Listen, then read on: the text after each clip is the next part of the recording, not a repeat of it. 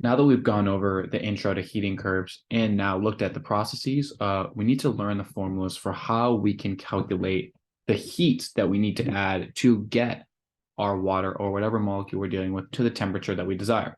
So like we saw in the heating curve, the x-axis was heat added, and we will measure the temperature. So for heat added, we will call this Q. So this represents the heat added, right? And this will be in joules or kilojoules, but the unit will be joules for energy, right? And there are two different formulas that we need to know.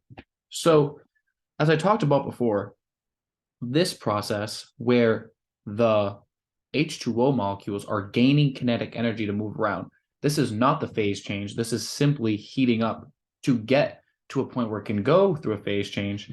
We will use the formula Q equals MC delta T.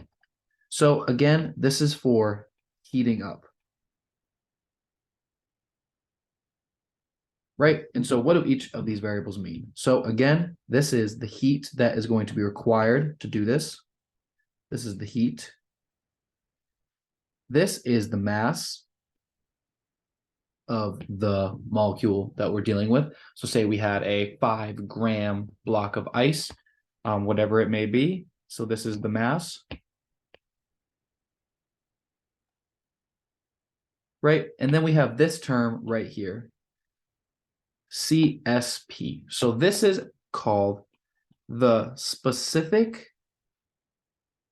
heat capacity. I should add my units here. This is joules. This is grams, most likely. And the specific heat capacity will be in joules per gram per Kelvin. And why does that make sense? What is specific heat capacity? So every substance has its own specific heat capacity. For water, it has its own specific heat capacity, right? It is the amount of energy in joules, heat energy in joules, you would need to apply to water to raise 1 gram of that water by 1 degree Kelvin. So just again, it's putting in energy. So how much energy do you need to put in to raise 1 gram of that substance by 1 degree Kelvin? That is its specific heat capacity. And then this final term, we can call this simply the change in temperature. So we can see this will be in the unit Kelvin. That Kelvin will cancel out, grams will cancel out, and that will give us joules. So when we multiply the mass of the substance by its specific heat capacity, basically how much energy we're putting in to raise that substance mass by that degree Kelvin times how many Kelvin that we raised it by will get us how much heat was put in to that substance. So that, again, this formula will be used for this process right here. It won't be for this phase change. It would be, again, for this process right here to heat something up. And you could also call it for this, where anytime you're gaining kinetic energy. Now, what happens when instead of heating up, you are going through the phase change? This will be a different formula. So we can call this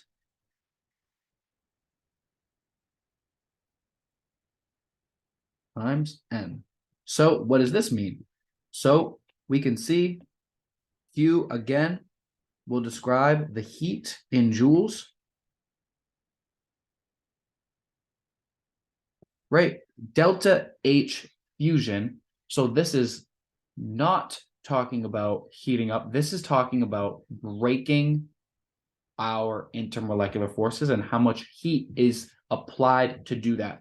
This will be in the units joules per mole or kilojoules per mole. But again, that is just an energy unit, right? So this is saying how much energy in joules are we applying to a mole of that substance to break intermolecular forces, right? So for water, how much joules do we need to put, or how many joules do we need to put into that water to break a mole of its intermolecular forces.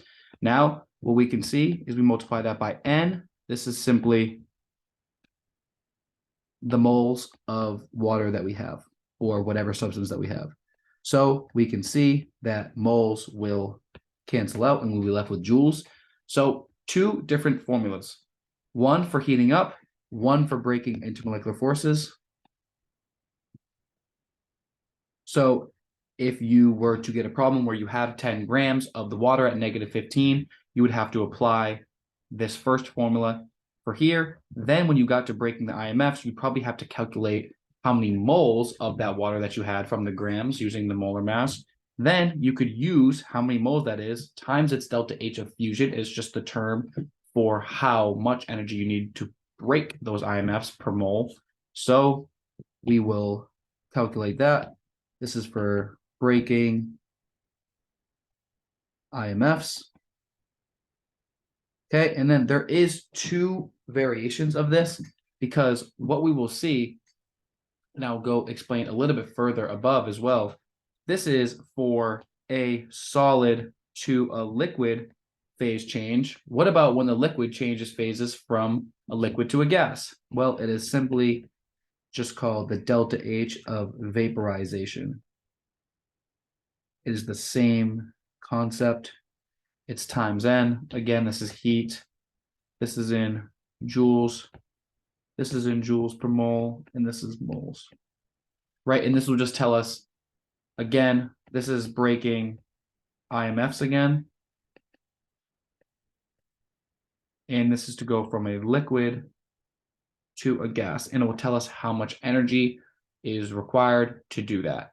Now, one last thing I want to mention, the specific heat capacity for a substance, there are going to be different values for the solid, the liquid, and the gas. So to raise the temperature by raise the temperature of 1 gram by 1 degree Kelvin, you're going to have to put a different amount of heat energy into doing that for a solid, a liquid, and a gas of that same molecule or species. So for water, it might have, you might see CSP for liquid, a CSP for gas, and a CSP for solid. That just means in order to raise the temperature of 1 gram by 1 degree Kelvin is going to be a little bit different for its solid, liquid, and gas phase. So using these formulas, we can calculate how much heat we need to add to raise the temperature and find ourselves on the y-axis, which is temperature for our heating curve.